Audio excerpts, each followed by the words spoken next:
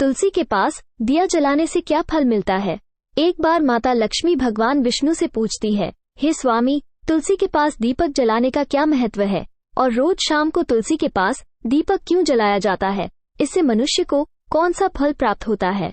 तुलसी के पास दीपक जलाने की विधि क्या है तथा दीपक जलाते समय कौन से मंत्र का उच्चारण करना चाहिए, कृपया आप मुझे विस्तार से बताइए। तब भगवान विष्णु कहते हैं, हे देवी, आज आपने समस्त मानव जाति के कल्याण के लिए बहुत ही महत्वपूर्ण प्रश्न किया है।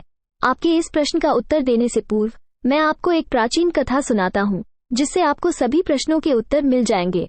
इसलिए आप इस कथा को ध्यान पूर्वक सुनिए। इस कथा को ध्यान से पूरा सुनने मात्र से ही मनुष्य को 100 वर्षों तक तुलसी के पास दीपक जलाने का पुण्य प्राप्त होता है। फिर माता लक्ष्मी कहती हैं, हे स्वामी, मैं इस कथा को सुनने के लिए उत्सुक हूँ, कृपया आप इस कथा को सुनाना प्रारंभ कीजिए। तब भगवान विष्णु माता लक्ष्मी को वो कथा सुनाने लगते हैं।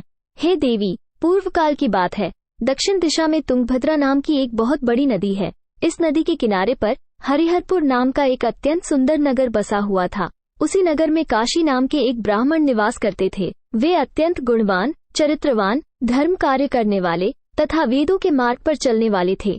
उन्होंने समस्त शास्त्र का अध्ययन किया हुआ था। उस ब्राह्मण की एक पत्नी थी, जिसे लोग दुराचार कहकर पुकारते थे, क्योंकि उसके कर्म ही उसके नाम के अनुसार थे। वो सदैव ही अपने पति को अपमानित करती थी। वह अपने पति के लिए कुवाच्य कहती थी, पति को भयंकर दुख देती थी, पति के लिए कभी भोजन नहीं बनाती थी। उसने अपने पति के साथ कभी शयन नहीं किया, कभी उसके साथ प्रेम से व्यवहार नहीं किया। पति के मित्र, परिवार के लोग घर पर आते तो वो स्त्री उनको अपमानित करके भगा दिया करती थी और स्वयं काम भाव से उन्मत्त होकर निरंतर अन्य व्याभिचारिणी स्त्रियों के साथ घूमा करती थी। उसका मन पति को छोड़कर पराये पुरुषों में लगा रहता था। उसने कभी अपने पति से प्रेम से बात नहीं की, किंतु पराये पुरुषों के संग बैठकर बातें करती थी। पराये पुरुषों को मोहित करने के लिए सज धज कर गाँव में घूमने जाया करती थी। कभी वह वन में किसी वृक्ष के नीचे खड़ी रहकर सुंदर पुरुषों की राह देखने लगती और किसी दुष्ट पुरुष को मोहित करके उसके संग भोग विलास किया करती थी। फिर एक दिन वो दुराचारिणी स्त्री वन में जाकर एक वृक्ष के नीचे खड़ी हो गई। उसका चित्त काम से भरा हुआ था। वो किसी सुंदर कामी पुरुष की राह देख रही थी, किंतु बहुत समय निकलने के बाद भी उस स्थान पर कोई पुरुष नहीं आया। इसलिए वो अत्यंत दुखी हो गई और प्रियतम की खोज में इधर उधर देखने लगी। उस दिन उसका सारा परिश्रम व्यर्थ हो गया। वहाँ पर खड़ी होकर वो नाना प्रकार की बातें कहकर विलाप करने लगी। हाय हाय, आज तो इस मार्ग से कोई भी सुंदर पुरुष नहीं आया। अब मैं कैसे अपने काम वासना को शांत करूं? आज की रात कैसे बीतेगी? वो जोर जोर से विलाप करने लगी। उस जंगल में एक भयानक बाघ निवास करता था। उस पापिनी स्त्री की आवाज सुनकर वो जाग गया और उछलकर उस स्त्री का भक्षण करने के लिए उसके पास आ गया। उस भयंकर बाघ को देखकर उस स्त्री के पसीने छूटने लगे। वो भय से थर थर कांपने लगी। वह स्त्री कुछ करती, इतने में ही उस बाघ ने अपने पंजे से उसे घायल कर दिया और वह स्त्री जमीन पर गिर पड़ी। जमीन पर गिरते ही वह स्त्री चिल्लाते हुए बोली, अरे बाघ, तू किस लिए यहाँ पर आया है? मुझे क्यों मार रहे हो? मैं यहाँ पर अपने प्रियतम को खोज रही हूँ। तुम मुझे छोड़ दो। मेरा भक्षण करके तुझे क्या मिलेगा? उस स्त्री की यह बात सुनकर वो भयानक बाघ क्षण भर के लिए रुक गया और हंसते हुए बोलने लगा, हे दुष्टा, आज विधाता ने तुझे मेरा ग्रास नियुक्त किया है। तुझ जैसी पापिनी स्त्रियों का भक्षण करना ही मेरा काम है, तभी तुझे इस शरीर से मुक्ति मिलेगी। वो स्त्री कहने लगी, हे बाघ, तुम कौन हो? मुझे सच सच बताओ, तुम्हें किस कारण से बाघ की योनि में जन्म लेना पड़ा और तुम मुझ जैसी स्त्रियों का भक्षण क्यों करते हो? पहले मुझे सारी बात बताओ और फिर मेरा भक्षण करो। फिर बाघ कहने लगता है, हे पापिनी, मैं तुझे मेरे पूर्व जन्म का वृतांत सुनाता हूँ, किस कारण से मुझे बाघ बनना पड़ा।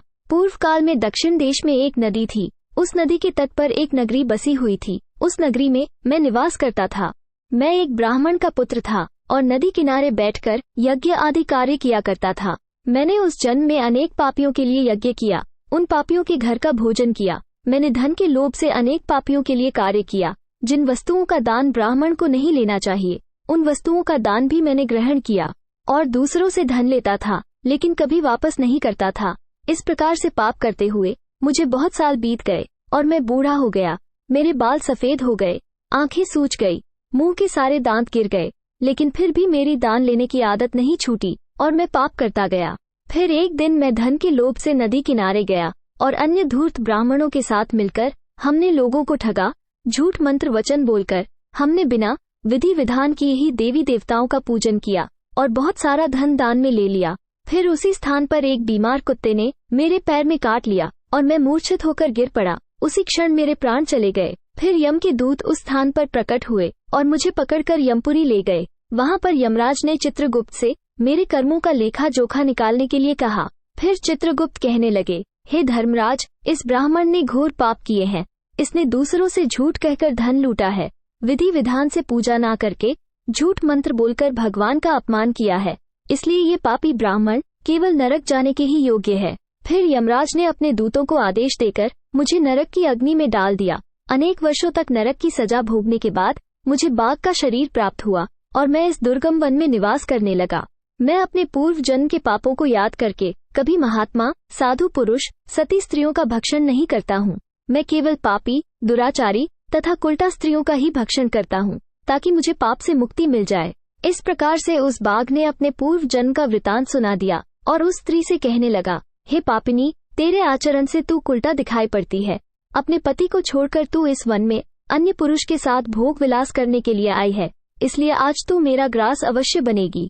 इतना कहकर उस बाघ ने अपने तीक्ष्ण नाखून से उस पापी स्त्री के टुकड़े टुकड़े करके उसे खा लिया। फिर उस स्थान पर यम के दूत प्रकट हुए और उस पापिनी स्त्री को उठाकर यमपुरी ले गए। वहां पर उसे यमराज के सामने खड़ा किया गया। फिर चित्रगुप्त ने उस स्त्री का लेखा जोखा निकालते हुए यमराज से कहने लगे, हे धर्मराज, ये स्त्री तो अत्यंत पापिनी है। इसने घोर पाप किए हैं। इसने व्यभिचार किया है।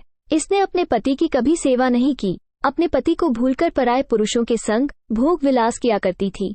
उसके पाप को सुनकर यमराज ने उस स्त्री को अग्नि से भरे हुए कुंडों में डालने का आदेश दिया। अनेक वर्षों तक उसे उस कुंड में पकाया गया। फिर उसे निकालकर दूसरे नरक में डाल दिया गया। इस प्रकार से उसे अनेक वर्षों तक अलग अलग नरकों में डाला गया और नरकों में डालने के बाद वो महापापी स्त्री पुनः पृथ्वी लोक पर आकर चांडाल के रूप में उत्पन्न हुई। चांडाल के घर में जन्म लेकर वह फिर से अनेक पाप करने लगी, व्याभिचार करने लगी, अनेक पापी पुरुषों के संग विहार करने लगी। कुछ समय बाद पूर्व जन्म के पापों के कारण उसे कोढ़ का रोग हो गया और वह भयानक पीड़ा सहन करने लगी। उसका अंग अंग जलने लगा, उसके नेत्रों में पीड़ा होने लगी। इस दुख को सहन करती हुई वो दिन बीताने लगी। फिर एक दिन वह तीर्थ में स्नान करने के उद्देश्य से अनंतपुरा में चली गई। वहां पर वह एक आश्रम के बाहर निवास करने लगी। वहां उस आश्रम में एक तुलसी का पौधा था। अन्य स्त्रियों को वहां पर तुलसी के पास दीपक जलाते हुए देखकर उस पापी स्त्री ने भी वही किया। उसने तुलसी के पौधे के पास एक दीपक जला दिया।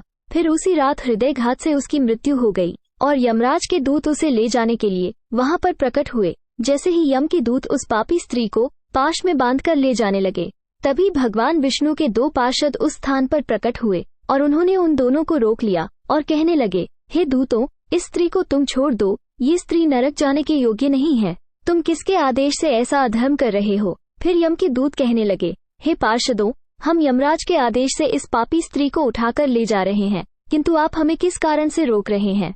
ये स्त्री अत्यंत पापी है, इसे नरक में ले जाने की आज्ञा मिली है। फिर पार्षद कहने लगे, हे दूतों, ये स्त्री तो विष्णु भक्त है, यह नरक जाने योग्य नहीं है।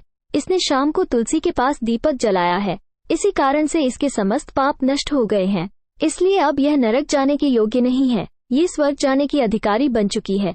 पार्षदों की बात सुनकर यमदूतों ने उस स्त्री को उस स्थान पर छोड़ दिया और यमलोक लौट गए। वहां जाकर उन्होंने यमराज को सारा वृतांत सुना दिया। फिर भगवान विष्णु के पार्षद उस स्त्री को दिव्य विमान में बिठाकर स्वर्ग लोक ले गए। भगवान विष्णु कहते हैं, हे देवी, इस प्रकार से तुलसी के पास केवल दीपक जलाने मात्र से ही मनुष्य के सभी पाप नष्ट हो जाते हैं। जो स्त्री नित्य शाम को तुलसी के पास दीपक जलाती है, वो सौभाग्यशाली बनती है। उसके पूर्व जन्मों के सभी पाप नष्ट हो जाते हैं। उसे सुख समृद्धि की प्राप्ति होती है। रोज तुलसी के पास दीपक जलाते समय इस मंत्र का उच्चारण करना चाहिए। ओम तुलसी देव्यै च विद्महे विष्णु प्रियाय च धीमहि तन्नो वृंदा प्रचोदयात्, जिसका अर्थ होता है, विष्णु प्रिय तुलसी, मैं आपको नमन करती हूँ, आप मुझे उच्च बुद्धि दो। हे वृंदा, आप मेरे मन को रोशन करो। भगवान विष्णु कहते हैं, हे देवी, हजारों अमृत के घड़ों से नहलाने पर भी श्री हरि विष्णु को उतनी तृप्ति नहीं होती जितनी वे मनुष्यों के द्वारा